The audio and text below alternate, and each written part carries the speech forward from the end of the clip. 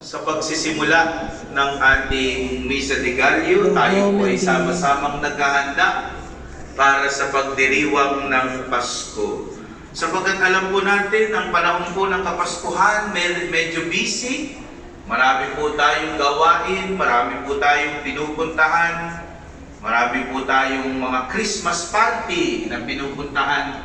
Baka lang po makalimutan natin ang espiritual na kahulugan ng Pasko.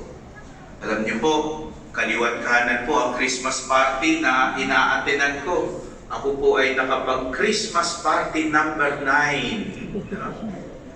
Hindi pa rin po ako nananalo sa raffle.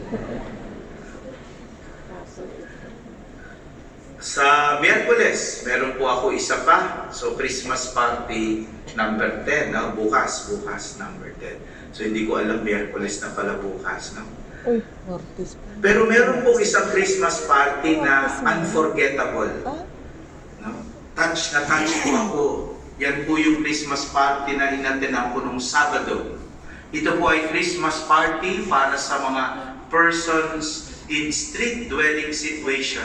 Sila po yung mga kapatid natin na nakikita natin sa kalye, natutulog sa kalye, namamalimos, at saka nangangariton, natutulog sa kariton, pamilya. Meron po tayong apostolate dito sa ating Vicariate of St. Joseph para tumulong sa kanila.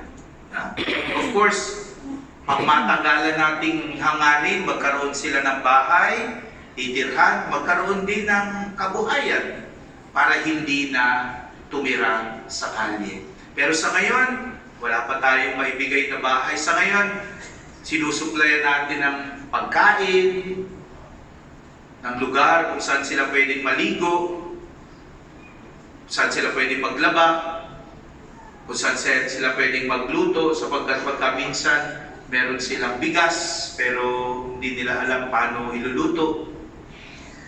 So yan po isang ginagawa natin. At nag-Christmas party po kami nung Sabado. More than 350 of them. Diyan po sa may St. Joseph sa may Anonas. At bago po magkasiyahan, ay nagmisa muna po kami. At alam niyo po nung misa, naisip ko lang, ang dami po nila, more than 350 mga homeless. Sabi ko, kukolektahan kaya sila sa loob ng misa? At kung sakaling kolektahan sila, sa loob-loob ko lang naman, may magbibigay kaya? May maghuhulog kaya sa kolekta? Tandaan natin ito po yung mga nakikita natin na tutulog sa kalye, namamalimos. So hirap na hirap sa buhay. At dumating na po ang offertory, ayun, kinolektahan po sila.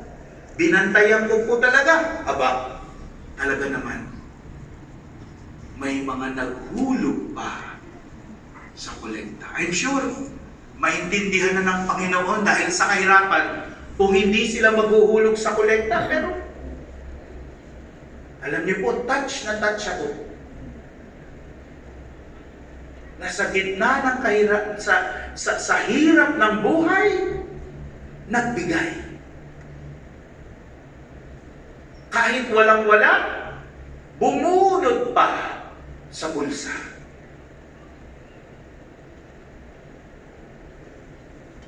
Para itong liwanag sa dilim.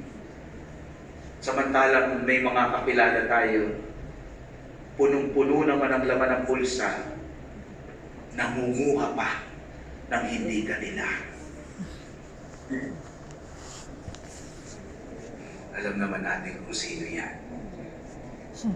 Samantalang ito po, walang-wala na, bumubunot pa sa bulsa para mag-abuloy sa simbahan. Sabi ko nga, parang liwanag sa dilim. At alam niyo po, yan po ang nagbibigay sa atin ng pag-asa. Dahil yan po ang tunay na diwa ng Pasko. Narinig po natin ang pangalan ni Juan Bautista sa Ebanghelyo ngayon. At kine-question po ang kanyang paglilingkod.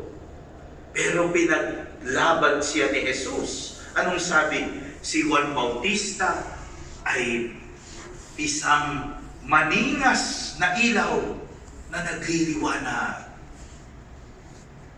Para siyang liwanag